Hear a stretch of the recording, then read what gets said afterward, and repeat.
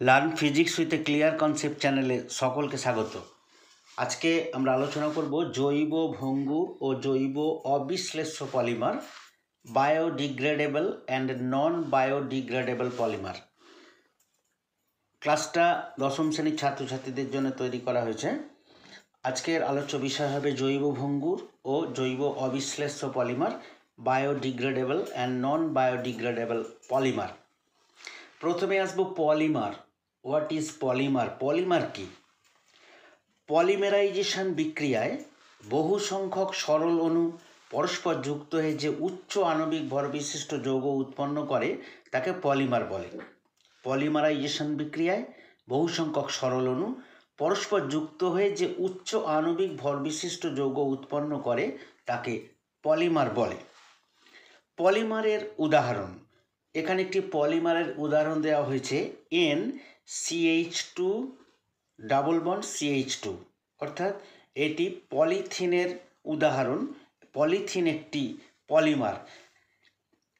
NCH2CH2, এখানে CH2 double bond CH2, এটি ethylene. এরকম N সংখ্যক ইথিলিন, বহু সংখ্যক ইথিলিন অণু পরস্পর যুক্ত হয়ে পলিথিন তৈরি হয়েছে। এটার নাম দেওয়া হয়েছে পলিথিন। এটাকে এইভাবেও দেখানো যেতে পারে bond CH2 bond CH2 bond N। তাহলে এনটা একটা বিরাট বড় সংখ্যা, অসংখ্য ইথিলিন অণু পরস্পর যুক্ত হয়ে পলিমার তৈরি করেছে। তাহলে এটি হলো একটি পলিমারের উদাহরণ, পলিথিন। মনোমার। মনোমার কাকে বলে? What is monomer? যে একক অণুগুলো পুনঃবৃত্তাকারে সংযোজিত হয়ে পলিমার গঠন করে তাকে মনোমার বলে। যে একক অণুগুলো পুনঃবৃত্তাকারে সংযোজিত হয়ে পলিমার গঠন করে তাকে মনোমার বলে। অসংখ্য ইথিলিন অণু যুক্ত হয়ে পলিথিন উৎপন্ন হয়, এটা আমরা আগেই জেনেছি। অসংখ্য ইথিলিন অণু যুক্ত হয়ে পলিথিন উৎপন্ন হয়, তাই এক্ষেত্রে ইথিলিন C2H4 একটি পলিথিনের মনোমার। তাহলে মনোমার হলো C2H4 ইথিলিন। N সংখ্যক ইথিলিন অণু পরস্পর যুক্ত হয়ে পলিথিন তৈরি করেছে। C2H4 এটি হলো মনোমার, আর C2H4 N সংখ্যক যুক্ত হয়ে যে অণু গঠন করেছে বৃহদাকার অণু, সেটি হলো পলিমার। জৈব ভঙ্গুর পলিমার, বায়োডিগ্রেডেবল পলিমার। এবারে আলোচনা করা হবে জৈব ভঙ্গুর পলিমার, বায়োডিগ্রেডেবল পলিমার। যেসব পলিমারকে বর্জন করার পর তা মাটিতে উপস্থিত অণুজীব, যেমন ব্যাকটেরিয়া, ছত্রাক, অণুজীব নিঃসৃত উৎসেচক দ্বারা বিশ্লিষ্ট হয়ে সরল অজৈব অণুতে, যেমন কার্বন ডাইঅক্সাইড, জল ইত্যাদিতে পরিণত হয়, তাদের জৈব ভঙ্গুর বা জৈব বিশ্লেষ্য পলিমার বলে। যেসব পলিমারকে বর্জন করার পর তা মাটিতে উপস্থিত যে সমস্ত অণুজীব আছে তার থেকে নিঃসৃত উৎসেচক দ্বারা বিশ্লিষ্ট হয়ে সরল অজৈব অণুতে পরিণত হয়, তাদের জৈব ভঙ্গুর বা জৈব বিশ্লেষ্য পলিমার বলে। জৈব ভঙ্গুর পলিমারের উদাহরণ বিভিন্ন কার্বোহাইড্রেট, যেমন স্টার্চ, সেলুলোজ, প্রোটিন ইত্যাদি জৈব ভঙ্গুর পলিমার। জৈব ভঙ্গুর পলিমারের উদাহরণ হলো বিভিন্ন কার্বোহাইড্রেট, যেমন স্টার্চ, সেলুলোজ, প্রোটিন ইত্যাদি জৈব ভঙ্গুর পলিমার। এদের অপর নাম বায়োপলিমার। তাহলে জৈব ভঙ্গুর পলিমারগুলোকে আমরা বায়োপলিমারও বলে থাকি। জৈব অবিশ্লেষ্য পলিমার।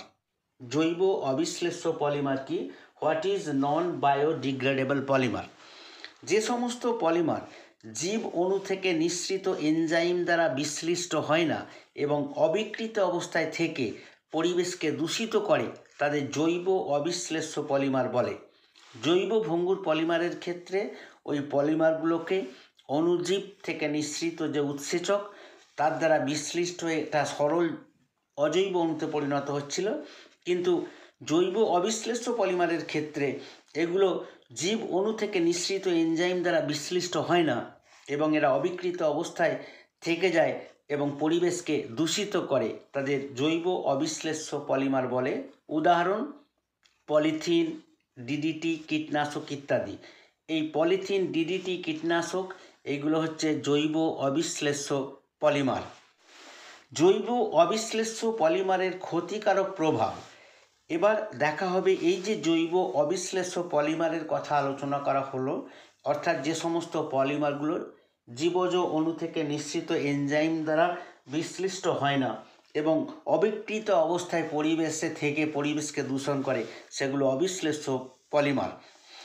এই সমস্ত পলিমারের ক্ষতিকারক প্রভাব কি? জৈব অবিশ্লেষ্য পলিমারের ক্ষতিকারক প্রভাব, এগুলি মাটিতে জল প্রবেশে বাধা দেয়, ফলে কৃষি জমির উর্বরতা কমে এবং ভূগর্ভস্থ জলের চাহিদা পূরণ হয় না। এগুলি মাটিতে থাকলে জল প্রবেশে বাধা দেয়, ফলে কৃষি জমির উর্বরতা কমে যায় এবং যে জলটা ভূস্তরকে ভেদ করে ভূগর্ভস্থ জলে পৌঁছাতো সেখানে পৌঁছাতে পারে না, ফলে ভূগর্ভস্থ জলের চাহিদা পূরণ হয় না।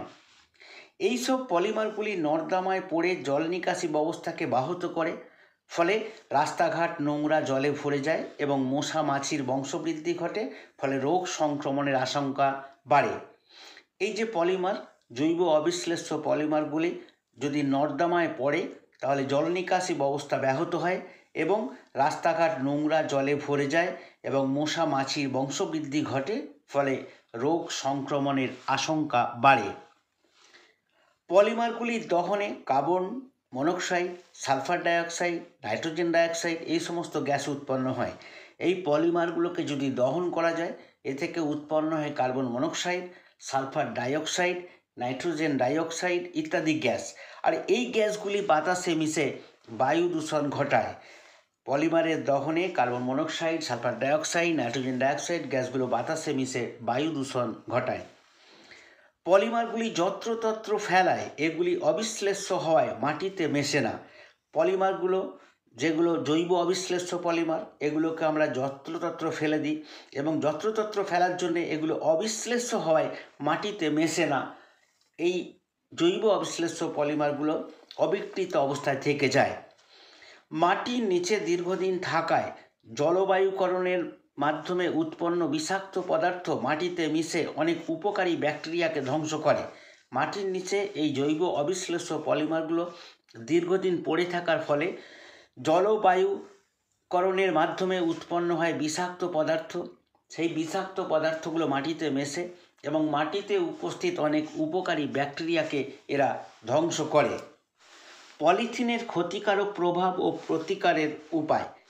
প্লাস্টিকের ব্যবহার যথাসম্ভব কমাতে হবে। তাহলে পলিথিন, প্লাস্টিক, তাহলে এই প্লাস্টিকের ব্যবহারগুলোকে যথাসম্ভব কমাতে হবে। প্লাস্টিকের পরিবর্তে কাগজের ঠোঙা, মাটির ভাঁড়, পাটের ব্যাগ, থলে ইত্যাদি ব্যবহার করতে হবে। তাহলে প্লাস্টিকের পরিবর্তে আমরা কাগজের ঠোঙা ব্যবহার করব, মাটির ভাঁড়, পাটের ব্যাগ ও থলে ব্যবহার করব। তাহলে এই পলিথিনের ক্ষতিকারক প্রভাব থেকে আমরা কিছুটা মুক্ত হতে পারব। রিসাইক্লিং পদ্ধতিতে বর্জ্য প্লাস্টিক পদার্থগুলি থেকে নূতন প্লাস্টিক তৈরি করতে হবে। আমরা যে সমস্ত প্লাস্টিকগুলোকে বর্জ্য পদার্থ হিসাবে যত্রতত্র ফেলে দিই, সেই বর্জ্য প্লাস্টিক পদার্থগুলি থেকে রিসাইক্লিং পদ্ধতিতে নূতন প্লাস্টিক তৈরি করতে হবে, তাহলে পরিবেশ দূষণ কিছুটা কমবে। মাটির সঙ্গে সহজে মিশতে পারে এমন বায়ো পলিমার যথাসম্ভব ব্যবহার করতে হবে। এমন পলিমার আমাদের ব্যবহার করতে হবে যেগুলো মাটির সঙ্গে সহজে মিশে যেতে পারে। তাই মাটির সঙ্গে সহজে মিশে যেতে পারে এমন বায়ো পলিমার যথাসম্ভব ব্যবহার করতে হবে। বর্তমানে পলিথিনের সঙ্গে কার্বোহাইড্রেট মিশিয়ে বিওজি প্লাস্টিক বা বায়োডি ব্যাগ উৎপাদনের চেষ্টা সফল হয়েছে। এখন পলিথিনের সঙ্গে কার্বোহাইড্রেট মিশিয়ে বিওজি প্লাস্টিক বা যেটাকে আমরা বলি বায়োডি ব্যাগ, এইগুলো উৎপাদনের চেষ্টা সফল হয়েছে। স্বল্প খরচে কৃত্রিম উপায়ে জৈব বিশ্লিষ্ট পলিমার তৈরি করে তার ব্যবহার বাড়ালে ক্ষতিকারক প্রভাব দূর করা যায়। তাহলে অল্প খরচে যদি কৃত্রিম উপায়ে আমরা জৈব বিশ্লিষ্ট পলিমার, অর্থাৎ যে সমস্ত পলিমারকে জীবজ অণু থেকে নিঃসৃত এনজাইম দ্বারা বিয়োজিত করা যায়, সেই রকম যদি পলিমার তৈরি করা হয় তাহলে তার ব্যবহার বাড়াতে পারলে ক্ষতিকারক প্রভাব অনেকটাই দূর করা যাবে। আজকে এই পর্যন্তই। আমার ক্লাসটা শোনার জন্য সকলকে ধন্যবাদ। ক্লাসটা ভালো লাগলে একটি লাইক দেবে, বন্ধুদের সাথে শেয়ার করবে এবং চ্যানেলটিকে সাবস্ক্রাইব করবে। অবশেষে আরও একবার সকলকে ধন্যবাদ জানিয়ে আজকের ক্লাসটা আমি শেষ করছি। নমস্কার।